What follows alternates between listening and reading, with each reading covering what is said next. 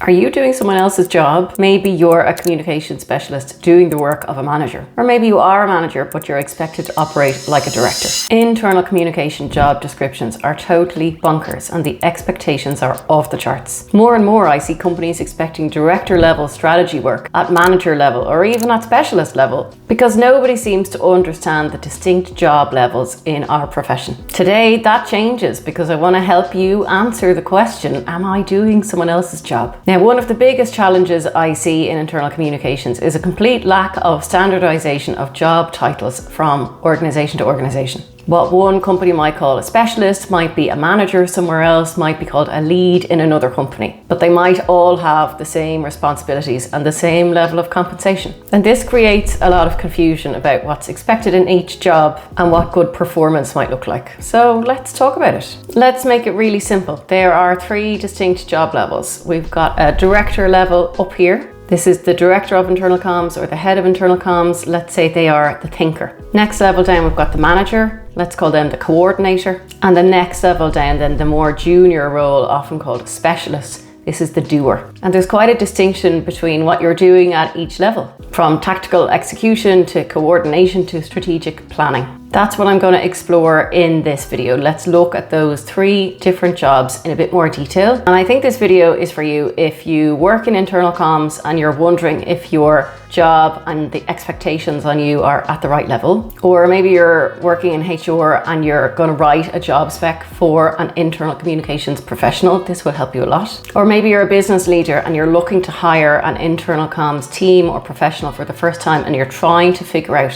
what level do you need to hire at. Oh, and by the way, I have a separate video all about compensation and salary ranges for internal communication professionals. I will link that down below if you want to watch that too. Okay, so here's the thought that sparked this video. I talk to communication specialists all over the world in my job as an internal communication consultant. And something I hear a lot from people is that they seem to be expected to operate far above their pay grade and their title. For example, maybe you've been hired as a specialist, but you're expected to develop a strategy. Or commonly, maybe you're hired as a manager and you're expected to do the strategy development, the execution, and all the content creation completely by yourself. And what happens often is that communicators really feel like they're failing in these situations because it's a lot. But what I want to tell you in this video is this is not your failing. This is not a personal thing. This is a structural thing. Many organizations simply don't understand internal communications and what is required in each of these levels, and they unintentionally create impossible roles. By the end of this video, you should be able to understand the 3 different job levels, what's expected in each one, and that'll help you then reflect on your own role. Is your current role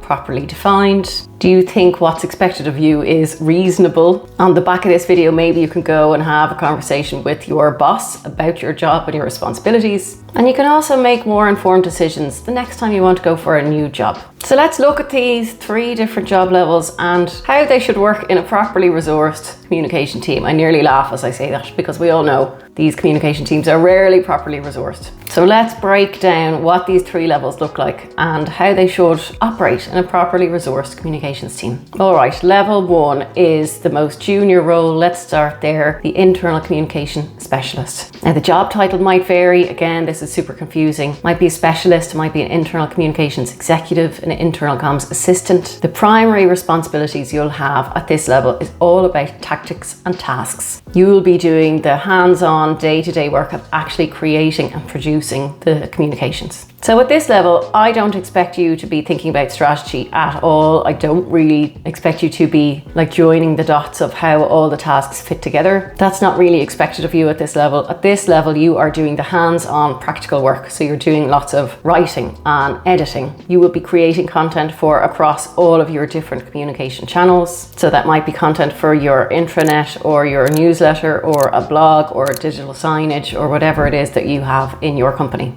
You might be doing some like video filming, you might be making some simple infographics on Canva, you might be making PowerPoint decks for a town hall meeting, any type of content creation. You might also be doing things like formatting content to upload it onto channels and publishing content across multiple different channels. And you may also be doing things like supporting internal events with logistics, maybe keeping the editorial calendar up to date. And really, in my experience, you'll spend a lot of time writing, editing, and proofreading. You're the person that makes sure that the tactical elements of communication happen reliably and they happen on time. Now, the kind of skills that you will need to have at this junior level, definitely strong skills in writing and editing. I would say this is fundamental. A basic understanding of communication principles, like understanding your audience. Familiarity with some digital communication tools, something like Canva, intranets, email platforms, that kind of thing. At least a curiosity and a willingness to learn. You should be pretty organized. You should be able to hit your deadlines on time, and a really good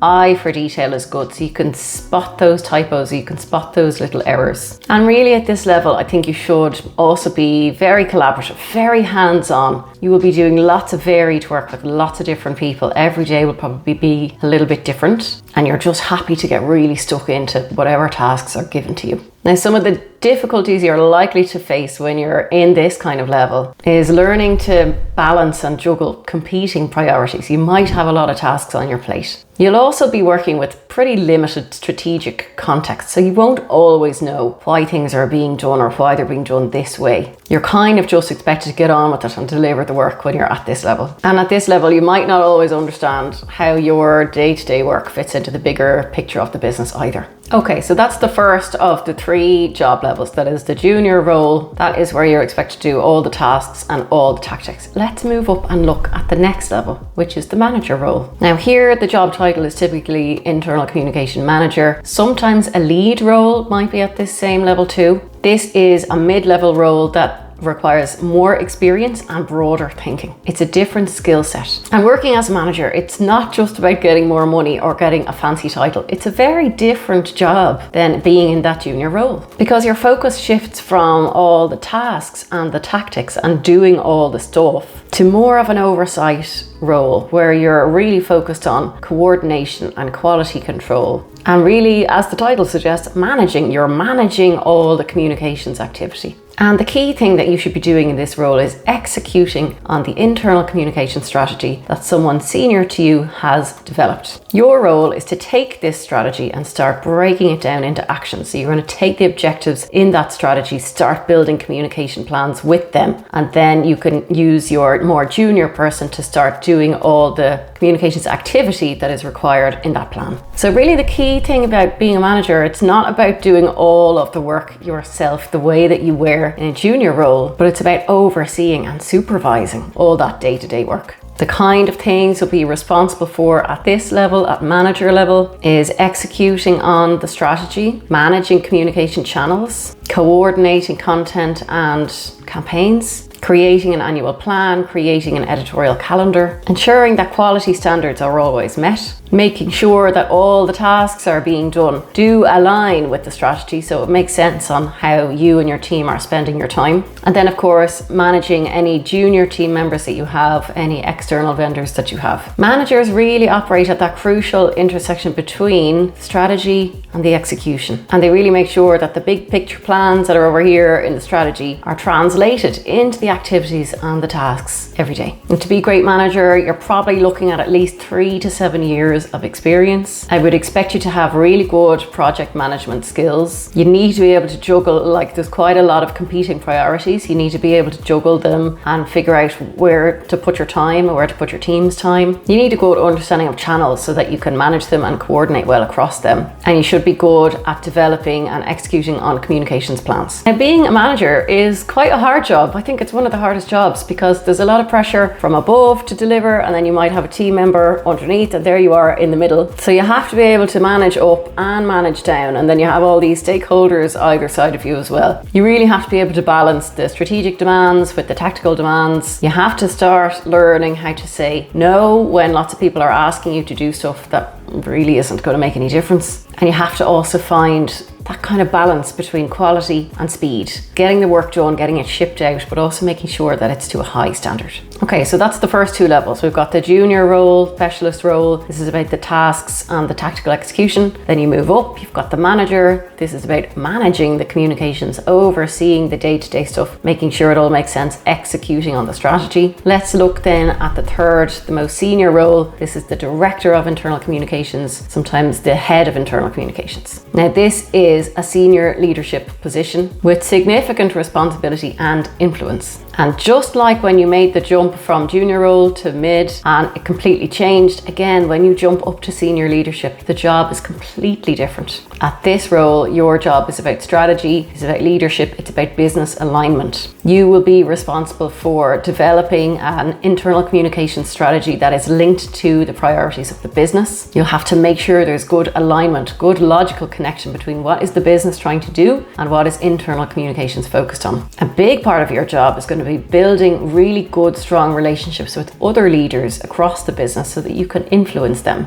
And you'll also be working closely with many of them to give them advice and guidance on communication. You'll also be responsible for the budget of the entire function, for allocating all the resources, for how the team is structured. You'll be doing things like creating business cases to get more budget or hiring a new person. And you'll be responsible for demonstrating the value of internal communications to the company. So did you notice in all of that list of things, nowhere did I say tasks or tactical execution? At this level, you will not be the content creator, but you're more in that senior leadership role. And as a result of this, you're going to spend a lot more time at this level thinking rather than doing. That's what they're paying you for. And your value comes in your strategic insight here into how you can align the work of the internal communications function to the business priorities. And you'll be using communication to drive business outcomes. And this is vastly different, isn't it, to the other levels? At the other levels, particularly say at specialist level, this is not on your radar at all. And something you'll be doing a lot at this level is really working with other key stakeholders around the business to build up those relationships, to get their buy-in, to get them to understand that communications is important. And at this level, you'll really need to speak the language of the business. You need to be very commercially minded. You need to have good business acumen. Now, to operate at this level, you're looking for about 8 to 10 years experience. You should have experience of managing people. You should also have some level of experience or training in developing a strategy. And you should feel very comfortable and confident in designing that strategy that is strongly aligned to business goals and being able to communicate to the leaders, to your CEO, about how communication is going to help the business win. And you'll also be expected to have budget management experience, financial management in general, experience in building and leading high-performing teams. Now, there's lots of challenges at this level too.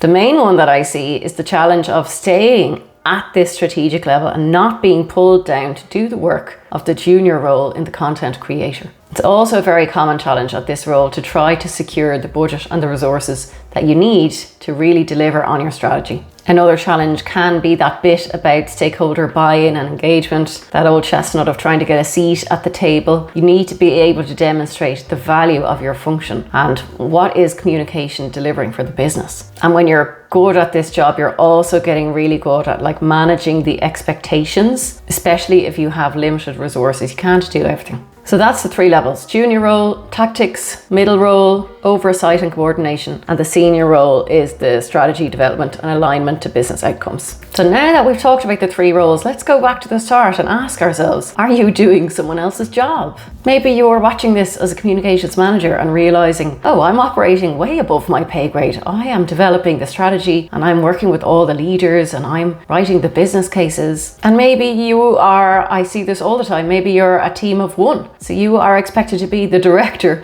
the manager, and the junior role all in one. If this is you, why not have a think about making some notes for a conversation with your boss to discuss this? Why don't you, for example, document everything you do for a couple of weeks and then start categorizing it into these 3 different levels. So you're doing this work at the junior role, this work at the middle role, and this work at the senior role. This will give you a really nice way to have an evidence-based conversation with your boss. And you might say that you've noticed that you were hired at a manager level, but actually your role seems to encompass all 3 levels in one. And that maybe you're concerned that this breadth of work is going to spread you too thin and impact the quality of the work that you can deliver and the value that communications can bring to the business. And then you can say, maybe we could have a conversation to figure out what I should prioritize, where I should focus my time, and maybe is there scope to bring in some additional support. For example, if you are a communications manager, I don't expect you to be able to deliver a strategy yet. You're not at that level, that's okay. But the company should be getting somebody in, like a consultant or somebody at a senior level who has the understanding, has that strategic thinking, that can develop a strategy. Then they give that to you and you deliver it. That is the work of a manager.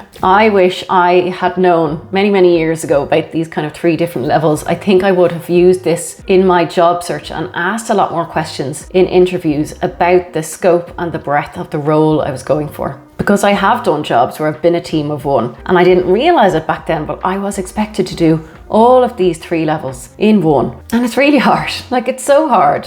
So in your next job interview, you can ask questions about the team structure, about the key responsibilities. If you're going for a manager role, you might ask who is going to develop the strategy. And you might ask what support you will have to execute on that strategy. And really what you want to find out is the role properly defined? Do they really understand what they're looking for? And ideally you want to avoid a role that has all 3 of these in 1. Now, if you're watching this and this is you're realizing I'm doing someone else's job, please remember, like, you're not alone. I see this all the time. It's super common in our field. And recognizing this mismatch is the first step in addressing it. I hope this breakdown has been useful. I really wish someone had told me this 10 years ago. It would have helped me a lot. If you have questions about internal communication roles or career paths, drop them in the comments below. I read all the comments. And if you found this useful, why don't you send it to somebody else who might need to see it? That's it for today. See you next time.